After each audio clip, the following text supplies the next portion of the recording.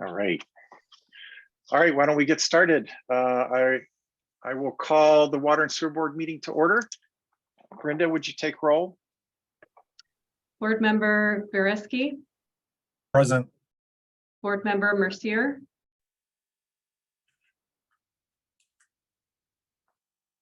You're muted. Present. Do Thank hear you. me? Board Member Ridley. Present. Board Member Roth. Present. Board Member Freeman is absent. Council Member Anderson absent. Council Member Woodward. Present. Mayor Sierra. Present. Vice Chair Hubenick. Present. Chair Moore. Present. Thank you. I'll start with agenda item next agenda item 3, approval of the minutes from the February 14th meeting. Can I get a motion to approve? I move to approve the minutes. Thank you. Can I get a second? Second. Any comments, corrections, discussion? All right, hearing none, all in favor of approving the minutes, say aye. Aye. Aye. Opposed? Okay, opposed. All right, motion carries. Item 4 is public forum. Brenda, do we have anyone wishing to address us tonight? We do not. Thank you. I am going to flip the agenda a little bit. Item 5 covers some various service agreements. In talking with Sarah and Peter, we thought item 7A might actually set things up nicely and be good background. So Sarah's going to take us through 7A and then we'll return back to the regular order. All yours, Sarah. All right, thank you, Chair Moore. Good evening, Water and Sewer Board. I will share my screen here. There we go. Can everybody see that? Coming through good. Yep. Great.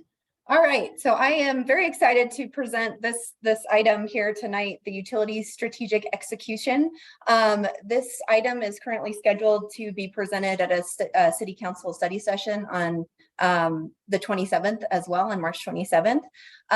This is a fairly comprehensive overview and review of what utilities has done since Peter Van Rij took over as Utilities Director in 2020 and has brought us to where we are today. So I'll go through a really brief overview of what's been done in the last 3 years, where we're headed next, and then some accomplishments under business improvements, programs we have in place now, and our capital projects, all leading up to the CMGC, which is the contract or construction manager, general contractor delivery method by which we hope to use to execute capital projects moving forward.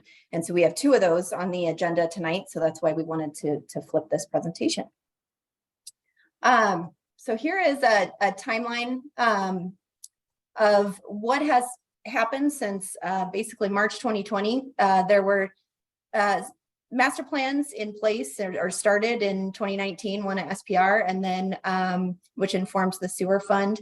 And then master plans began in September 2019 before Peter took over for the water and sewer systems. So since that time, we've implemented new rates. We have educated this board as well as City Council on the plans that we have moving forward. We are beginning to implement projects from those master plans. There were new fees for water and sewer rates adopted, as well as we've gotten funding in place, such as WIFIA, and have gone down the road for additional funding from SRF. So this is where we're headed. Still a lot to do. We have a 7-year implementation plan for roughly $200 million of capital execution, and that's in the water fund only. So those include taste, odor, and hardness improvements, water treatment process improvements based on studies done at the treatment plant. The new billing system is close to going live. It will go live this year. We are working on the SRF application for $70 million worth of funding for low interest loans, as well as some principal forgiveness, and that's for lead service line replacement. We are revising the water and sewer rate structures, working on flat rate customer conversion, implementing water and sewer CIP projects, and we'll be kicking off advanced metering infrastructure later this year, as well as looking into billing monthly for connector districts, and then begin lead service lines replacements early next year. So business improvements in March 2020, like I mentioned, the water, sewer, and stormwater master plans were underway. We are currently implementing those plans, and those plans are used to prioritize the capital investment. Once the master plans were completed, there was financial planning that needed to happen. In 2020 and prior to that, the capital investment in the water system was roughly $1 million per year, and there was just year-over-year planning. Now we have a 20-year financial model in place that looks at our capital spend over the next 20 years. We've got the 2020 rate study that informs our rate increases each year. Our system connection fees have been updated. They were roughly $6,000 in 2020, and they're up to roughly $18,000 to account for our water supply portfolio. We also conducted the connector district rate analysis, which increased the rates for all the sewer connectors that we have agreements with Inglewood. And then we are currently working through this year the water and sewer rate structure overhaul. Loans and funding in 2020, this was not considered yet. The current status, we closed on $60.5 million in the WIFIA program loans in 2022. 38 million of that was for water infrastructure, and then 22 million of that is for wastewater infrastructure, exclusively for improvements that are happening at South Platte Renew. We are in the application process for 70 million in the state revolving fund loan, and that's again low interest loans and principal forgiveness tied to lead service line replacement. We also received $3 million in the American Rescue Plan Act fund, or funds from that act. That is split between the water and sewer fund, and 500,000 of that is going to be used for the lead service line program. The remainder is for replacing the water and sewer lines in Old Hampton Road. So I'm going to highlight a few things that were improvements to customer service. The utility bill improvements in 2020 were outdated systems, and we're currently at industry standard.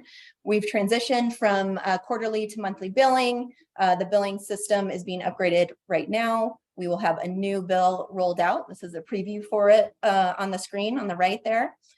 So that will be rolled out in the next few months. And then we've also added online and auto pay options. Additional customer service and outreach improvements. Last year, we started a new annual customer survey where we ask residents and business owners about the water, and it gave us a baseline for hopefully seeing improvements in the years to come. We did a website upgrade. We've also put into place development review fees, as well as connection agreement applications that are tied to new development.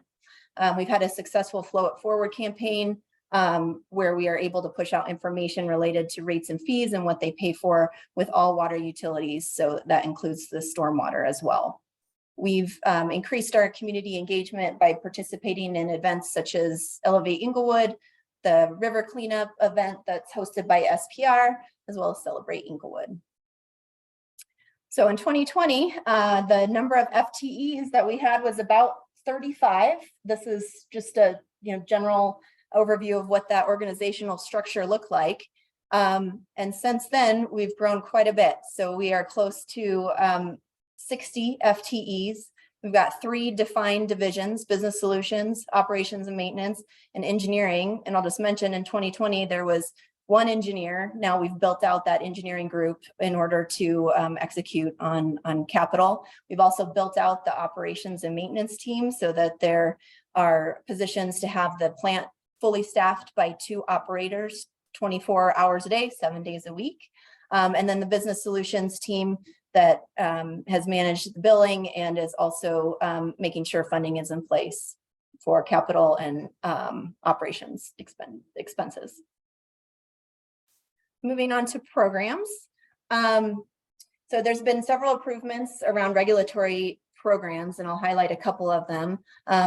In 2020 and through last year, there were multiple violations from the state that Utilities Department received. We are currently in compliance. Because of those violations, we've developed an environmental compliance framework. We've hired regulatory professionals who have helped us navigate the large system designation, as well as having to communicate the PFAS health advisory response and implement additional sampling within the system. We have a cross-connection and backflow prevention program, which I'll touch on in just a second, as well as an annual storage tank and inspection program. And we've made monitoring plan revisions to ensure we're compliant with all state and federal drinking water regulations. So our cross-connection control and backflow program received violations from the state in 2020. It's currently in compliance ahead of state schedules. This has been a regulatory compliance compliance process improvement.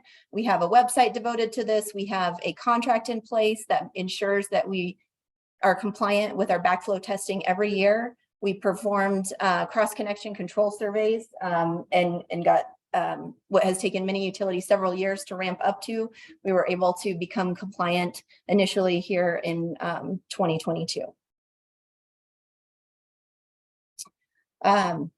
As a result of the boil water event that happened in 2021, we revised the way that we take samples for it within the distribution system. So in 2020, we took samples from customers' homes. So that's this picture here on the left. We would take it from spigots that we couldn't control, how that sample came through. We have now dedicated sample stations installed, and they are throughout the city, as shown on the right. And it makes for a much better process for collecting samples. On the agenda tonight is the program manager for the lead and copper program. We are in compliance with the lead and copper rule as it stands now, but there have been limited lead service line replacements. We're initiating this comprehensive approach to the lead service line replacement that starts tonight. And we have designed that program so that we're in compliance with the lead and copper rule revisions by 2024. We have also begun implementation of a comprehensive dam safety program in 2022 and up through the end of in 2020 and up through the end of 2022. There's just annual state inspections.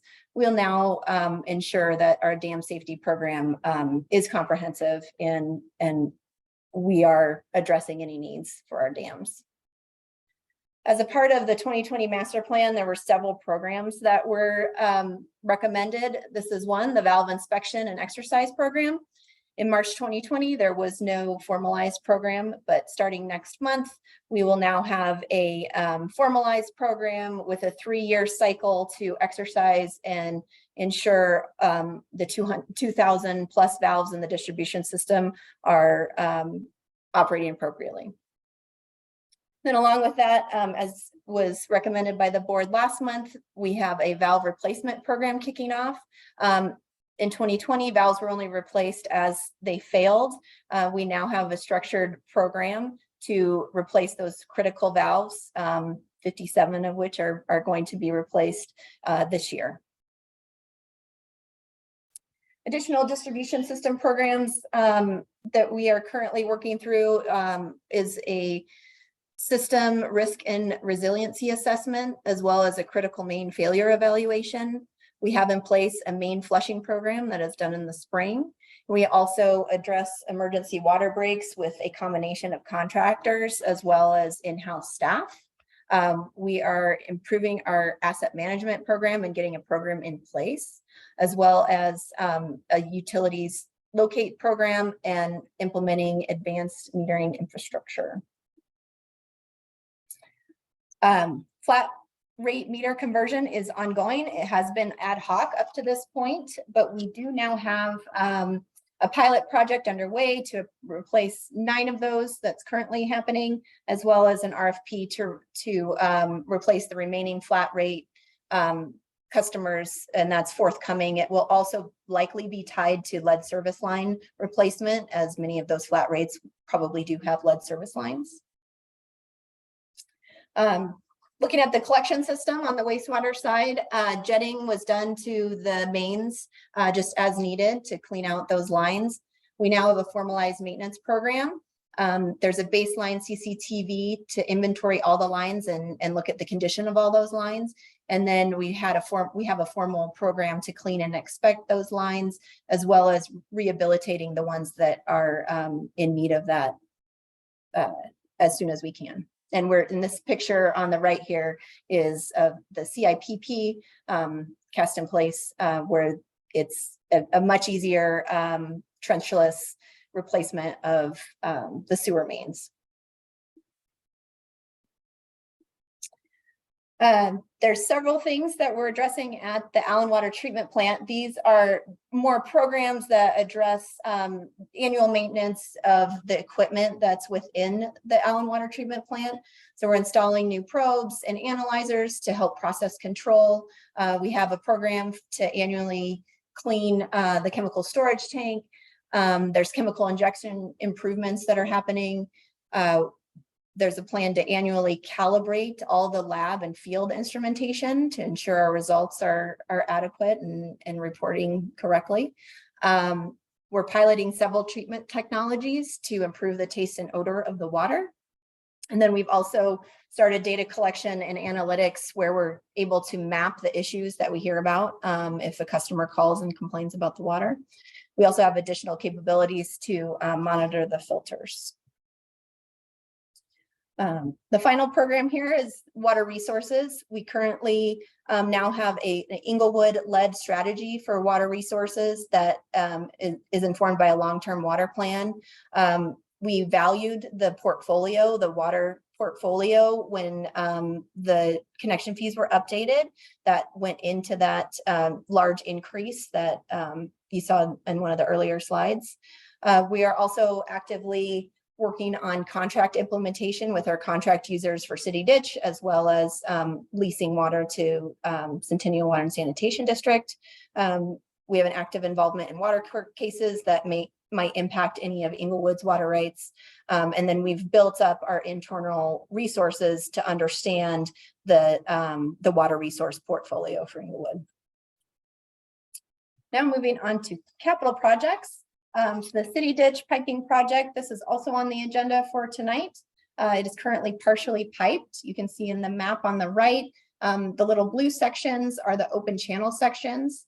So the City Ditch piping project will pipe from the head gate shown on the map, which is Chatfield Reservoir, down to the Allen Water Treatment Plant.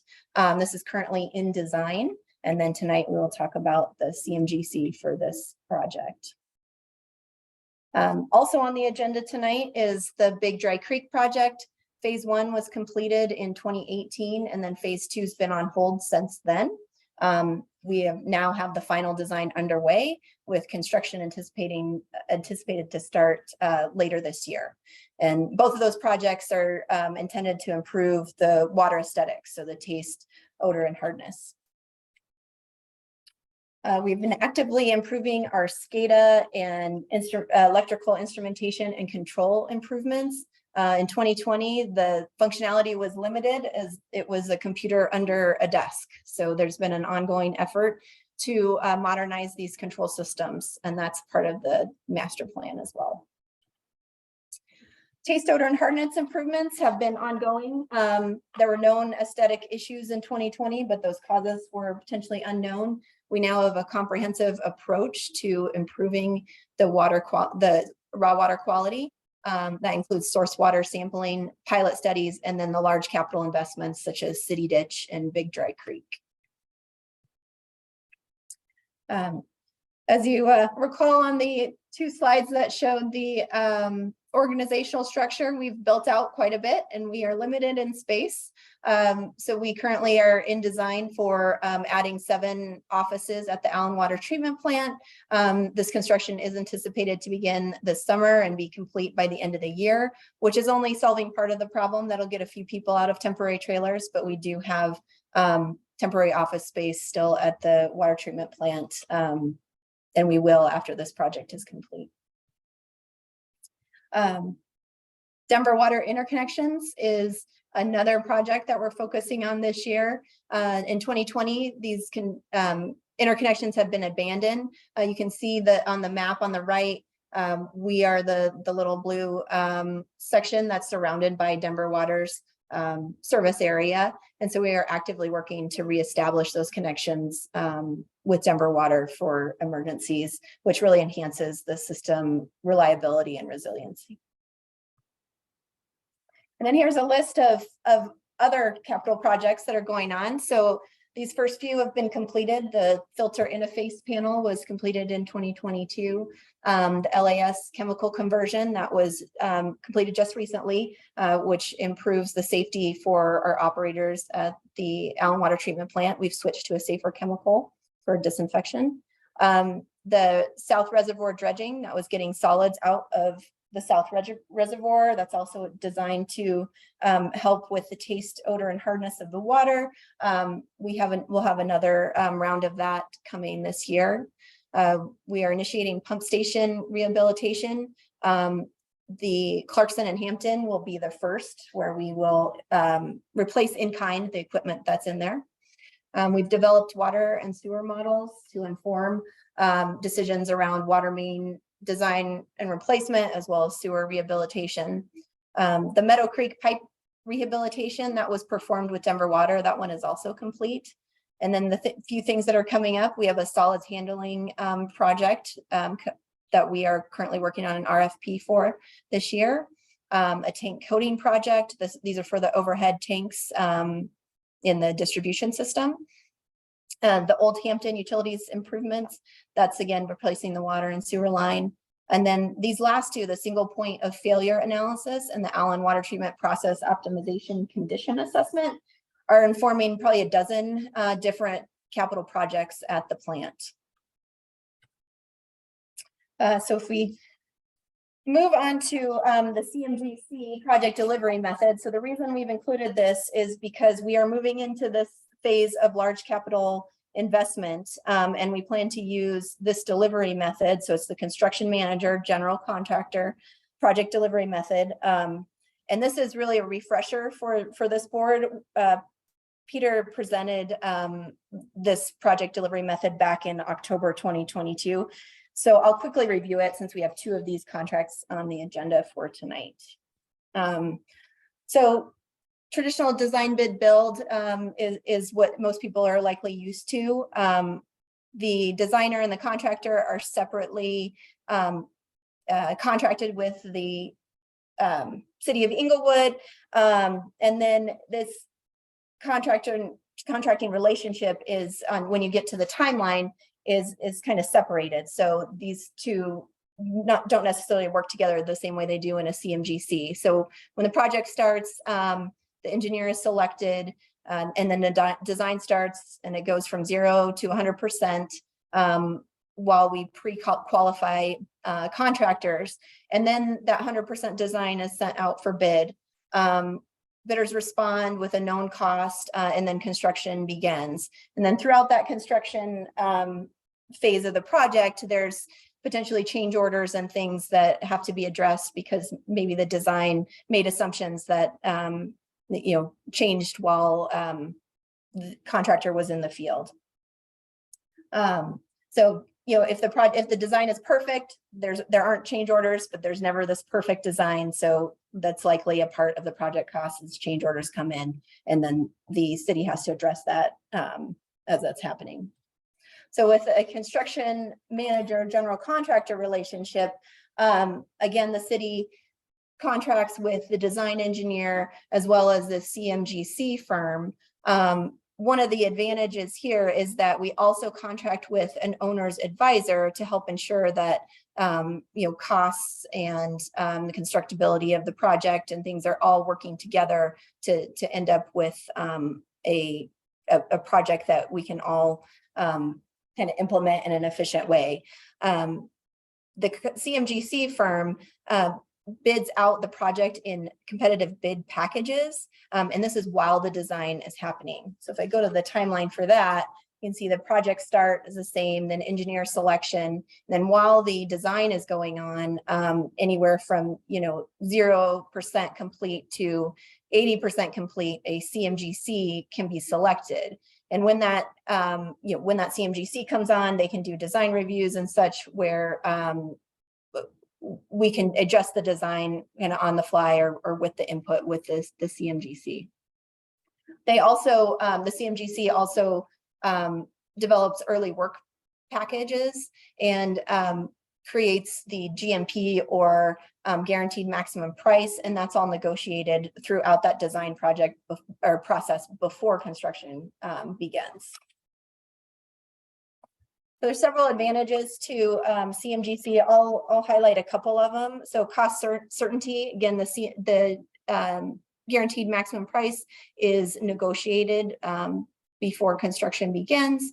They are also available, or CMGC also can address supply chain issues through those early work packages. So if there's something that's takes as a really long lead time, that can become one of those early work packages that's authorized before kicking off the construction phase. The CMGC can also help with value engineering and constructability review during design. And then this last one here, or second to last, the off-ramp. If a GMP cannot be negotiated, there is an off-ramp for that project. CMGC has been a delivery method that SPR has been using successfully for the last few years. So there is expertise within City of Inglewood for executing this contract delivery. And then these are the projects that are upcoming for utilities for CMGC. Again, the Allen Water Treatment Plant, City Ditch Piping, as well as Big Dry Creek Diversion. So I have other slides that we have about the projects, but I think I'll skip those since we are going to talk about those later, and I'll just open it up for any questions. Does anyone have questions for Sarah?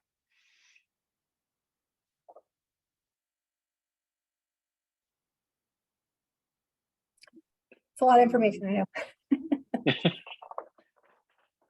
Not seeing any, but thank you very much, Sarah. I think that was really helpful segue into the item 5 agendas, which you get to take us through. All right. Let me. So, Sarah, I'm sorry. Let me throw one out. Yeah. I think you and Peter mentioned to me in terms of the prevalence of the CMGC methodology. I think did you mention that a lot of contractors now won't even bid on work unless it's going through this type of process? Yeah, we have heard that. It's the contract for City Ditch tonight, Reynolds, who we have recommended. They talk to us about that's one of the ways that they kind of only want to go that way currently because of some of those benefits that were on that slide there. Yeah, so that's interesting. All right, thank you. Sure. Okay. Okay, so this first agenda item here is the lead and copper reduction program management. This is not a CMGC. So I have Adam Marquez, who is one of our engineers in the engineering group. He's an engineering supervisor. He is the project manager for this project, so he's on the line tonight as well. So in the interest of public health, Inglewood is accelerating its lead service line replacement program. We do not have the internal staff to execute this level of program ourselves. So we have a program manager that we'd like to bring on board to help us do that. So they will design the accelerated lead service line program. If we are accelerating the program, we would be going above and beyond current lead and copper rule revisions. The funding sources that we have in place are the ARPA funds. There's, again, $500,000 that we would use towards project program management, excuse me, as well as lead service line inventory. So one of the deadlines in that lead and copper rule revision is to have an inventory of all lead service lines by October 2024. So the program manager would help us get to that, and they would do that beginning in June, and then also get us to a point where we are beginning lead service line replacement in March 2024. Go.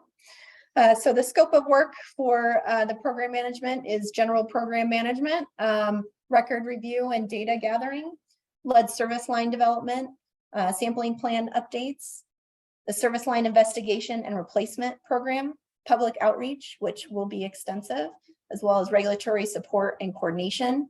And then one of the things that's not on this list here, but was brought through in the proposal from our recommended firm, is they would provide financial coordination and funding support. There will be a lot of reporting that is required since we will be using federal funds for the program that they have the capability to help us with. So an RFP was advertised in December 2022 for our program manager. 5 consultants responded. So those are listed in the table here. We shortlisted 3. There were Hazen, Jacobs, and CDM Smith. We interviewed all 3, and then we ranked the proposals and the interviews based on that. And Hazen came out as the recommended firm because of their value of the bid, their project understanding, technical expertise. They're performing similar work around the country. Again, the team addressed the financial coordination piece, as well as they had a comprehensive program completion approach. So as you can see here, we have the total proposed program cost here, as well as we wanted to normalize what that looked like on a per hour basis, because the price proposals from these firms varied in what they included. So Hazen was the lowest on a per hour basis. Again, the highest in the total contract amount. This contract would go through December 31st, 2024. So it does give us, almost 2 years into the program of a multi-year program. So the total contract amount would be the $1.6 million. So with that, I'll open it up for questions.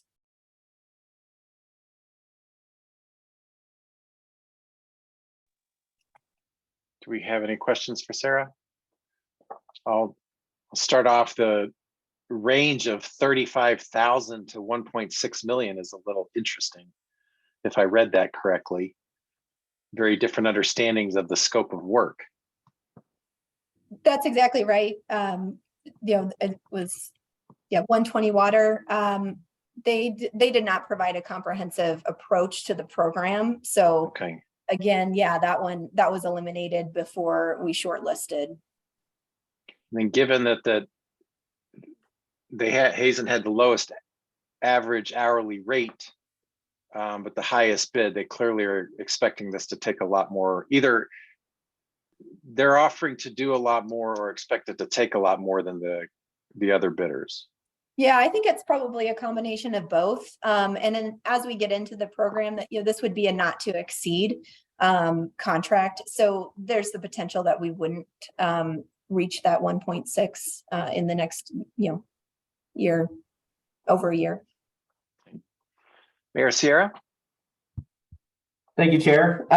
So basically, you kind of asked the questions that I was kind of asking here. Is the expectation here would be scope creep with the other bids, then, right? That there would be change orders potentially coming forward to council in the future based off the statement of work, based off that information, right? Yes, exactly. Again, Hazen just offered this comprehensive program that hit all of the right buttons. And we felt that there's out of all of them, they're already doing this for, I think it's for Phoenix and others, that they have, these tools in place.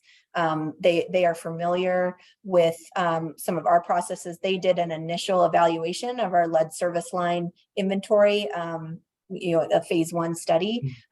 So I think part of that helps inform their proposal as well. So Sarah so none of the other bidders, HCR, Jacobs, they didn't have the information that Hazen had that potentially led to this higher. Project.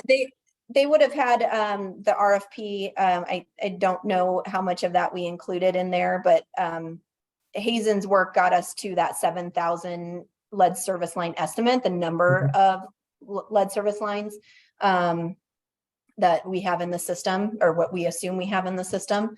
So that was provided to all of the bidders. Okay. So they were working with the same information, but okay. Okay, thank you very much for the answers. Any further questions? All right, I'm not seeing any. Can I ask for a motion as written in 5A on the agenda? So moved. Second? I second. All right, any further discussion? All right, all in favor, say aye. Aye. Aye. Opposed? All right, motion carries. Moving on to 5B. Okay, so this is the City Ditch Piping Project, CMGC, Construction Manager, General Contractor, PSA.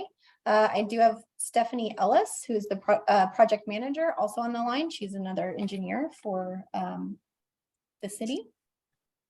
So the project overview, the project is to pipe those open channel sections, as I mentioned earlier.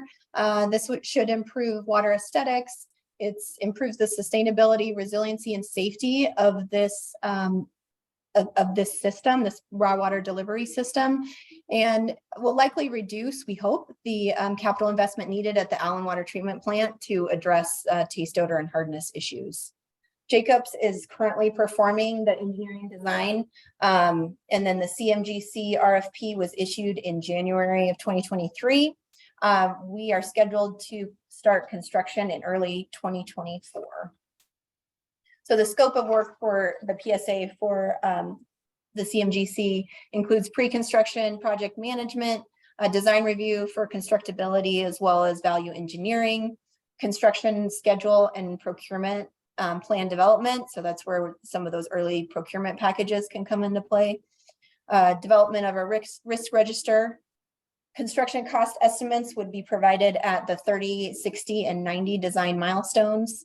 And the CMGC would participate in workshops leading up to the construction phase. So again, an RFP was issued in January 2023. 6 contractors responded. Based on the understanding of the project and the evaluation of the proposals, we shortlisted SEMA and Reynolds for interviews.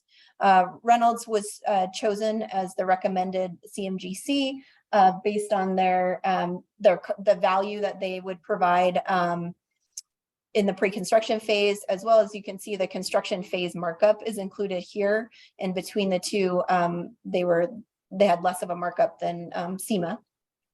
They had an excellent project approach and understanding. There's been previous experience with this project team. They are a pipeline contractor, and that's a lot of their business, and they perform a lot of that under the CMGC delivery method. And they also have performed really well on past similar projects.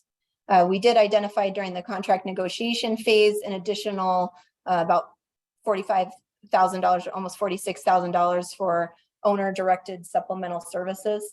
So this is so that the contractor would be available at public meetings, as well as we added scope to this particular contract to evaluate the constructability if we make a direct connection from City Ditch to the Allen Water Treatment Plant. Right now it flows into one of the water reservoirs before it's sent to the treatment plant for treatment. So that added about, like I said, $46,000. So the total project authorization we would be requesting is $227,788, and that does include a 10% contingency. With that, I'll open it up for any questions.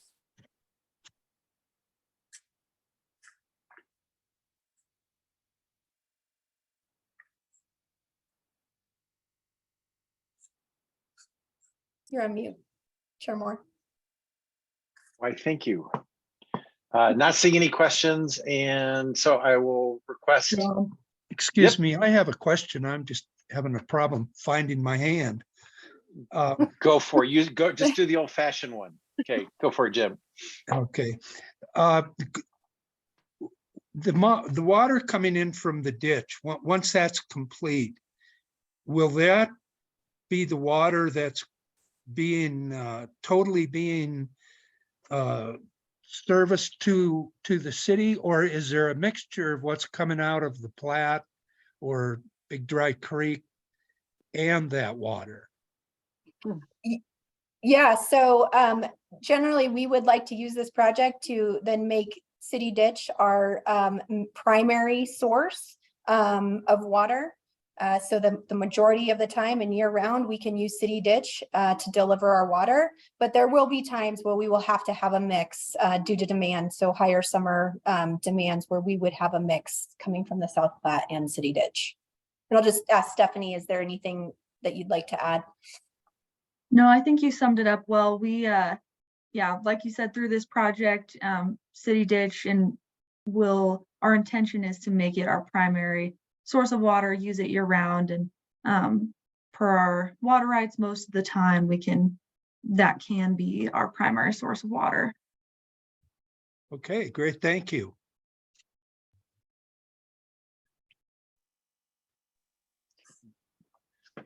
All right, can I get a motion for agenda item 5B as written? I'll move. Second. Thank you. Any further discussion? All right, all in favor, please say aye. Aye. Aye. Opposed? All right, motion carries. And moving on to 5C. Okay, so 5C, Big Dry Creek Diversion, CMGC Services. So Adam Marquez is the project manager for this one as well. So this project has been an ongoing project. The phase one I mentioned earlier was completed in 2018. So this project, I'll just take you through the map or the overhead picture here, is designed to take Big Dry Creek, which flows into the South Platte here, where that says diversion structure, flows into South Platte and then flows north to the Union Avenue pump station, which is our diversion, where we divert water off the South Platte and send it to the Allen Water Treatment Plant for treatment. It'll move that through a series of pipes that were installed in 2018 through phase one to downstream and discharge downstream of the Union Avenue pump station. So this again will improve the water aesthetics and then improve the sustainability and resiliency of the treatment process at the Allen Water Treatment Plant. There's hardness issues associated with Big Dry Creek. One of the slides in that earlier presentation showed the hardness levels in Big Dry Creek, and they are much higher than water that we would get from Chatfield. So we're really hopeful that this project would eliminate some of that runoff that happens from storms and then really gets into Big Dry Creek and then flows into South Platte, and we pull in through our intake. So phase two had been delayed for a series of issues, design related issues, as well as permitting, which have been worked on for the past couple of years. And Merrick is now performing that final engineering design. A CMGC RFP was issued in December 2022 with the intention to start construction later in 2023. So the scope of work here is very similar to the scope of work under City Ditch. There's pre-construction project management, design review for constructability and value engineering, construction schedule and procurement plan development, risk register development, construction cost estimates at the 60 and 90%, design milestones, as well as participation in any workshops leading up to the construction phase. Oh, we went too far there. Okay, so the RFP was issued in December 2022 for this as well. There were 4 submittals. We shortlisted the Concrete Express and SEMA Construction firms. They both had proposals that had a good project understanding. And then when we evaluated SEMA's references and things, we felt that they provided the best value for the city. They had relevant project experience, excellent project approach and understanding of this particular project. And they have control systems in place for risk management and cost management, as well as a safety plan that was superior for this project. We did identify additional costs to include under this contract, which was $18,000 for the hydroelectric turbine submittals. So these are needed to inform the design. So there's some work that needs to be done by the CMGC for that. And then an additional $20,000 for owner-directed supplemental services. This really only relates to the subsurface utility evaluation that is required by the state. And if any issues come up, the CMGC would then be authorized to address those issues. So the total project authorization we're requesting tonight is $131,409, which would also include a 10% contingency. So with that, I'll open it up for questions. Any questions for Sarah? All right. Then, oh, someone come. All right, Travis, go ahead. I just, with all of these things where we're doing the city ditch and taking care of the Big Dry Creek, I can't help but have in the back of my mind what happened in East Palestine. My assumption is some of these are actually meant to protect the water from train derailment accidents, for which most of our water is right along the train system or near our water. Are these all parts of the elements that we're looking at to protect our water? Yeah, so I mean, city ditch for sure is one of those that piping that that ditch all the way from Chatfield to the plant is a huge improvement to the water quality. Nothing can get in there when we've got a pipe system. And then it allows us to, if needed, shut off that South Platte supply. If there's anything that gets in the South Platte, we're able to easily switch over to city ditch and take our water supply from there. Okay, thank you. Okay. Yeah. Seeing no other questions, can I get a motion for item 5C as written? So moved. Oh. Which one? I'll second.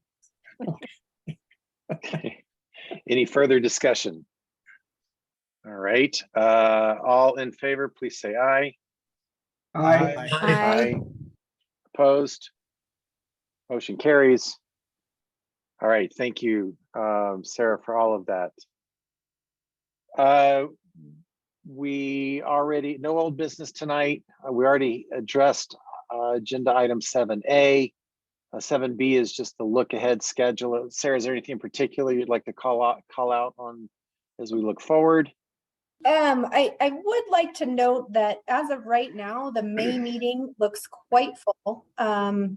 Now I don't know if all of those things will be on there, but we may decide to just preview a couple of those if that's the case next meeting in April, which looks to be somewhat of a lighter agenda. Sounds good. Okay. I've added agenda item 8. It's always been, I'll say, implied that board members can raise questions before we end. Went ahead and added it to the agenda, and then I'll kick it off with just some questions I'd like to ask. Peter's not with us tonight due to some other issues, and so I'll put some questions out there that we can discuss at a future board meeting. The first one just relates to, I was listening to an interesting podcast about the Colorado River shortage and the state's inability inabilities to negotiate a solution, and so the Fed taking over. And it just kind of, I think it'd be good to have staff's insight just in terms of what are some real, with the dire situation on the Colorado, what are potential impacts on Inglewood in its water supply, if that kind of I'll call it whatever the worst case scenario might be. So I just thought that would be good for us to have a general understanding of in our context. And then the remaining questions relate to actually relate to that, but tied to just growth in the city. I was kind of curious both what the projected growth, in this idea of our water supply and its sustainability, what's the projected growth in the city, reflecting what we've seen in the last 2 or 3 years of development. And then incrementally on top of that, I'm curious to know what the proposed code changes are expected to do towards further growth. And so if what I'm focused on is the changes being proposed in the R1 districts that will further increase density. I'd like to know, I'm curious if you guys have been asked the question, given what kind of growth is possible under that, given that growth, what it means in terms of our water and sewer capacity. And I'm particularly interested as depending on kind of that worst case scenario too, when you talk about potential impacts as the West, the issues on the Colorado play out. So that was, again, I'm kind of just curious. I'd like to put the question in context of some of the further zoning changes that are being contemplated, and whether or not we're proactively looking at the water and sewer issues that may go along with it. So again, I'm not needing answers tonight, just would like further discussion on that. And with that, if anyone else would like anything they'd like to raise tonight, this is formally the chance. Jim, would you like to go ahead? Muted. There we go. Got it. I have 2 questions. First, is there any update on the status of the rate with Centennial Water, the water for Highlands Ranch? And I guess I'm asking Sarah. Yeah, so we are still working through that evaluation and understanding of the contract with Centennial. So I guess no update. No updates, okay. And then the second one is on our water bill, the monthly water usage bill, is there a minimum charge for X amount of thousands of gallons? So not on the water side. On the sewer side, there is. The minimum for sewer is 6,000 gallons. Certain customer types would have a minimum that usually doesn't affect residential. There would be a minimum for certain commercial, depending on their meter size. They would have a minimum for water as well. Okay, well, that answers that. Okay. Yeah. Thank you. So when you see that on the bill, it is the number of gallons of water you use times that rate for water. Yeah. Okay.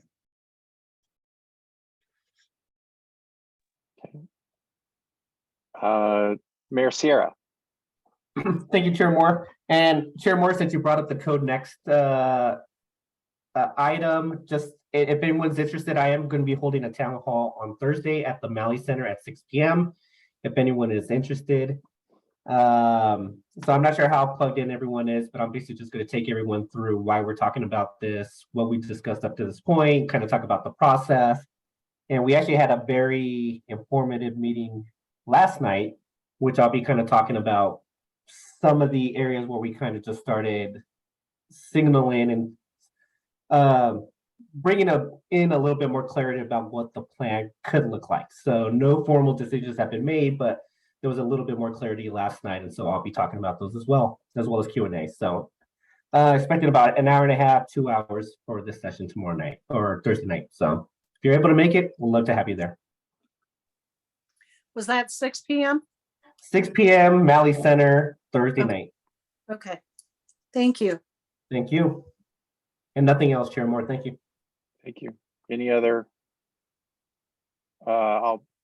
I'll throw in a pitch for the town hall. If anyone's not tracking these proposed zoning changes, they're actually very, very significant.